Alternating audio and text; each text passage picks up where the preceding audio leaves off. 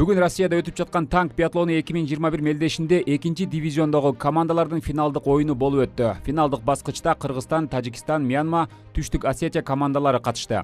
Кыргыз армиясынын танкисттери берилген 24 бутанын 11-ине таамай тийгизди жана оюн талаасында 12 айлампаны бардык командалардан мурда айланып өтүп, танк биатлону 2021 мелдешинин 2-дивизионунда чемпионат алды.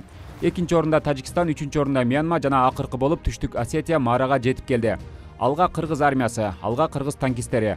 Бул да болсо Кыргыз армиясынын жетишкендиги, Кыргыз жоокерлеринин мыктылыгынын далили деп айтсак болот. Жашасын Кыргызстан, жашасын Кыргыз армиясы.